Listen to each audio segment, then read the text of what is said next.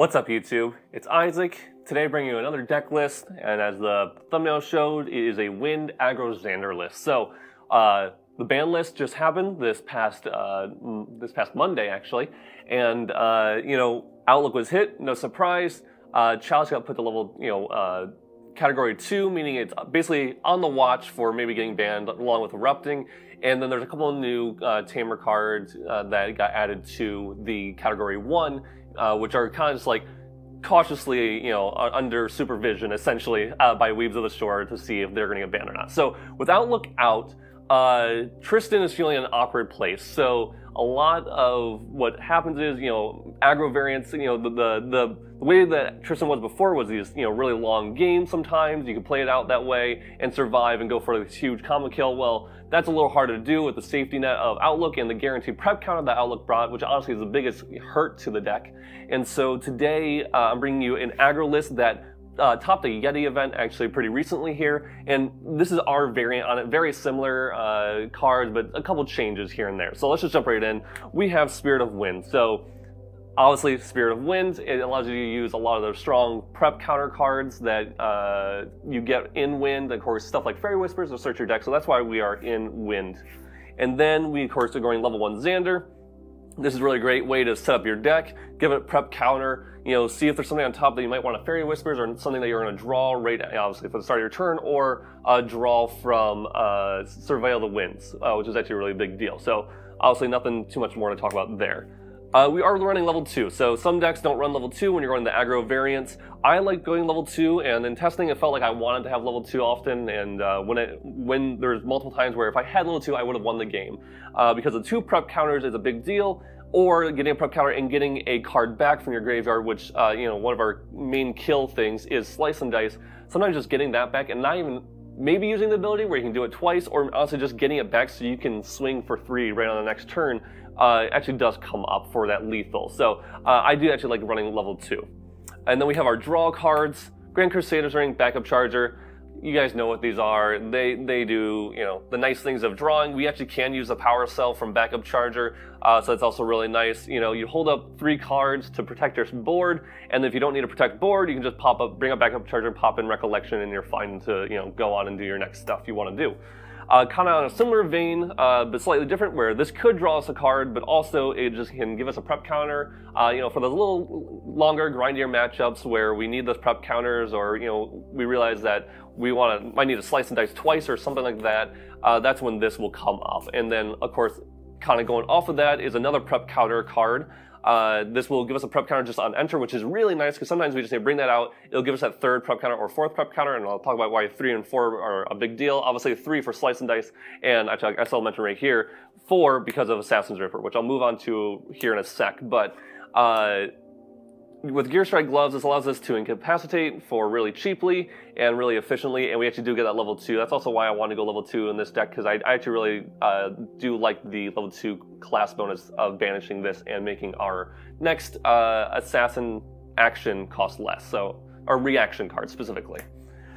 Okay, Assassin's Ripper. So this is why I was mentioning 4 prep counters. So 3 prep counters, obviously, for Slice and Dice, and then 1 more to activate Assassin's Ripper. When you do this combo, you're doing 15 damage in 1 turn. That is an insane amount of damage. It's annoying to block because the first one's coming in for 6, so even if they hit the first one, with a Slime Shield, you're getting Slimes, it'll hit for 3, but the next one's still coming in for 9. And that's obviously a huge chunk of damage and very hard to prevent that, so Assassin's Ripper is very, very good. Then we have Poison Dagger. This is not necessarily like Fire Aggro Xander, so you're not always 100% bringing this out. You can, depending on your board state. You have to play around it a little bit more and recognize when this is actually beneficial to bring out. We don't run Grail, obviously, but it's not honestly that important to run Grail. I think we talked about it in a video, I can't remember if it was on our Patreon or here, but Grail, Poison Dagger is less necessary in the meta, and so just running a raw Poison Dagger, if you will, onto the board is sometimes just good enough. And then we'll go into our utility cards. So we have Tariff Ring. We are like an ally-centric deck with a little bit of a combo with that Slice and Dice, and so Tariff Ring is really nice to help fight for that board when it's an ally v ally matchup or anything that's going for board control like that. And then we run Nullifying Lantern. Now Nullifying Lantern is obviously for the decks that where it's good against, it's really good against when you're going against Merlin and they can't Ascension Loop, it's really helpful, or Lorraine or whatever it might be. Nullifying Lantern is very, very nice for those matchups. And then we have Smoke Bombs. Obviously, really good for Slice and Dice, but if you have a big board of, allies or something like that, then Smoke Bombs can come up, of course, can draw you that card, maybe just cycle a card, whatever it might be. It's just a very useful card. Now let's move on to the main board. So I've been talking about it multiple times, and it's a big deal in the deck, which is a 4 of Slice and Dice. So if you don't know what this card does, essentially, it allows you to attack twice with 1 attack, and the second attack is coming in for 6, the first one's coming in for 3. You can use a weapon both times of those attacks, so that's why we have Assassin's Ripper, so we actually get the benefit of doing so. This does cost, prepare 3. Again, a big deal, but still honestly pretty easy to get to even without Outlook. Outlook is a big hit for a deck like this because Outlook also prevented your opponent from playing cards if you got them to use cards just by removing a prep counter because they thought they might die. So this is a very, very nice card to have, of course, to close out games, either doing 9 or 15 or somewhere in between. If you have Poison Dagger, it's doing 11, and that's also very, very good. And then we run age-old ally deck, staple, which is Gildas. So Gildas is very, very good. Hitting someone for 3 damage, or for 3 cost is really good, especially when you can do it multiple turns in a row and you have safety, ways to protect it, all that kind of stuff. Then we run 4 Lurking, also a very, very, good ally card. It's a staple of ally decks. Almost every ally deck runs Lurking Assailants just because having a turn 1 play where you can just play this and it feels safe, and you're really happy when it is there and it's just your turn 1 play, or you go to level 1, sometimes you can do some cheeky stuff with that retaliation of Lurking to kill some stuff off when people don't remember that effect. But honestly, it's just a 3-drop 2/3 that has stealth when it's awake to help you fight for board and make things more annoying for your opponent. And then we have Shimmer Cloak Assassin. So obviously with MRC, this got a lot worse because of reprogram, but still a really good card. If they're not on reprogram, this is just so annoying for someone to deal with. Also, again, turn 1, you play this and you hope they don't have reprogram or they didn't hit it or whatever, then you're sitting really, really nicely. It is a little bit scary to play this card, I will admit. I've had it in practice reprogrammed multiple times. That doesn't feel good, but the decks that don't run pre-program are going to get very punished by that card. And then we run 4 Dream Fairy. There's a lot of things we can Dream Fairy back. There's a lot of things that people run in their decks that, we're in a weird meta, I would say, where the really long game, stuff like Merlins and Slimes, they only have a couple really powerful allies, and those allies are usually the ways to get rid of Dream Fairies. So it's kind of funny, there's like this duality of what Dream Fairy can do to those decks and how they have answers for it, but if they put those answers on board first and then you Dream Fairy those answers, they're in a rough spot. So Dream Fairy is very, very good right now. And then because we need prep counters, and even though it's expensive, we run Black Market Broker. It's a 4 of as well. It's a 4-drop 2/3. It puts a prep counter on enter. And then when you have 3 or more prep counters, you gain stealth, or it gains stealth, sorry. Honestly, this card didn't really see play in DOA, in FTC, in ALC, but here in MRC meta, it's actually a very, very good card. It's a really annoying thing to try to remove. We have a couple ways to protect it, and so just that alone, especially even if it doesn't have stealth, it's an annoying body to keep on board. An okay turn 1, especially if you can keep it alive, and if you know the deck you're playing against, it can be very, very good. And then to no one's surprise, we were playing Sadie. This is kind of our prep counter package, as you can see here from Ally specifically. Sadie is a 4 of. Without Outlook, she is desperately needed. I know it's expensive, but she is really, really good. She has a built-in protection.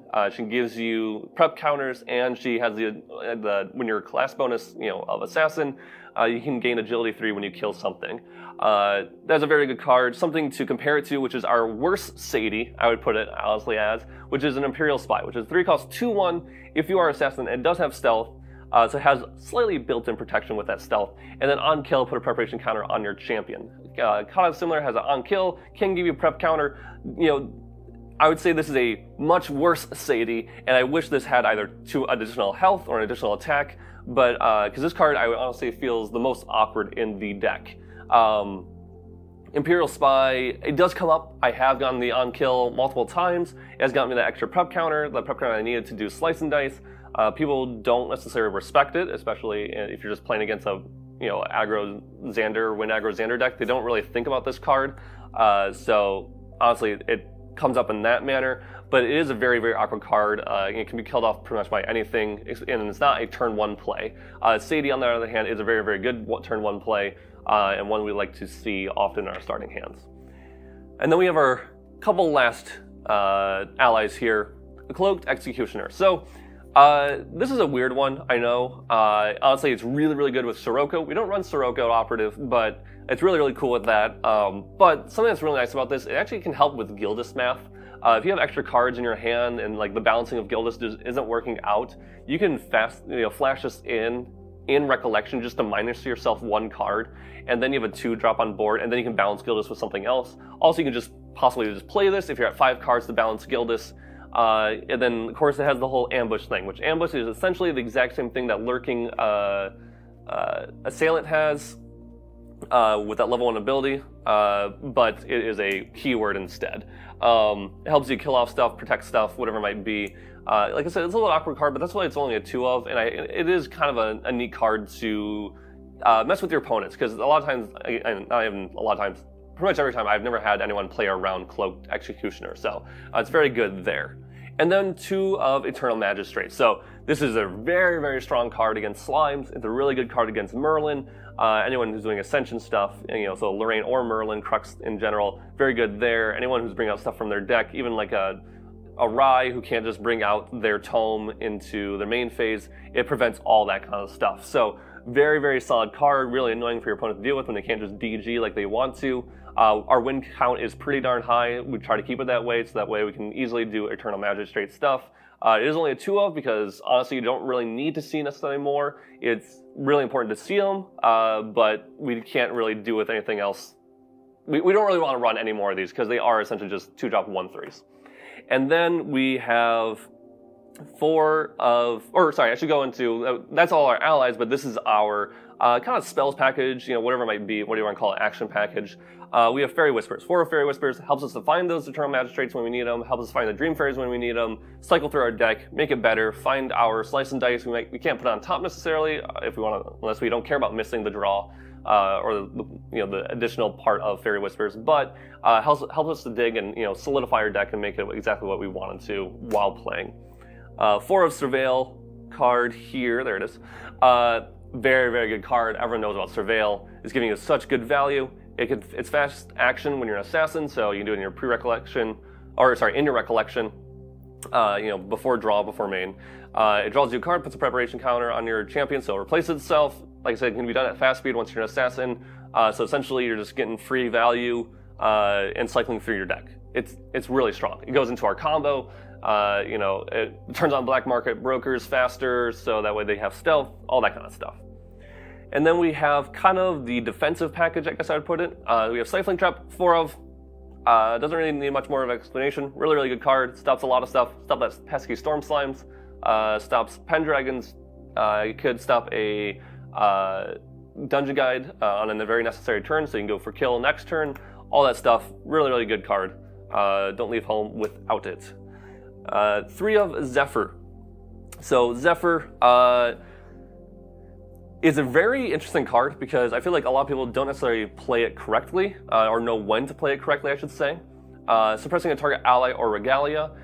This can be very detrimental when used in the right way against an opponent that isn't expecting it, isn't playing around it, or even if they are playing around it, there's just sometimes they try their best, but there isn't anything they can do. And Zephyr can be very, very strong in those cases. Also, maybe someone went all in slimes and just really bumped up a Crux slime.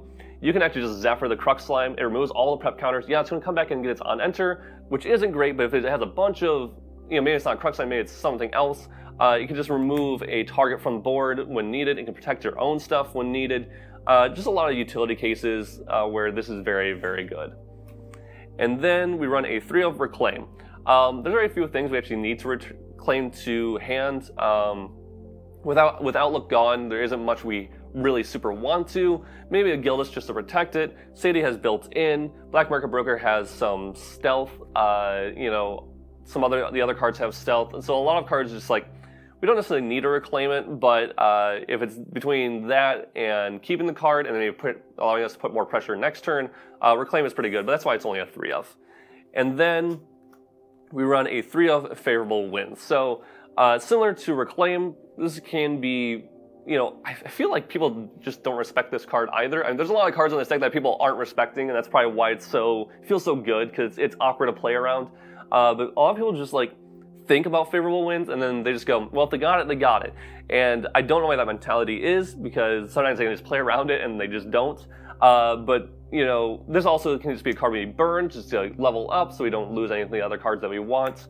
It can, again, protect board. Sometimes we don't want to bounce Sadie. Sometimes we want to protect our Black Market Broker or a lurking assailant, what have you. And favorable wins can just stop all that and make their turns very awkward when they're not paying attention to it. And then the very last card, to no one's surprise, is a 4 of Incapacitate. I wouldn't necessarily need to run 4 in this deck, but currently that is where it's at because Outlook is gone, so negating action card activations is really strong. So when they go to Resolute, because of Slice and Dice, when they go to Veiling Breeze, you know, this can stop that as well. If they try to kill you just in general, they can do that. Against Merlins, you can stop Ascensions. There's a whole slew of stuff that Incapacitate hits and can make it, you know, obviously very bad for them and very good for you. So that's why it's at a 4 of, and again, with Outlook gone, that prevention, you know, the Outlook brought with it is no more. So Incapacitate is now a 4 of. We don't have a sideboard for the deck, guys. That is it for the deck. No sideboard. Sideboard is, of course, just dependent upon meta, what you think you might see, whether it be at your locals, whether it be at your regionals, larger tournaments, Ascents, whatever, what have you. And so that all just depends on your area. But obviously, stuff like Reprogram is really good. Just, you know, if you're against a lot of automatons, stuff like even, you know, Veiling Breezes on your own terms are really good. General, you know, different regalia, you know, stuff for, you know, the trinkets. Any of the trinkets are really, really solid.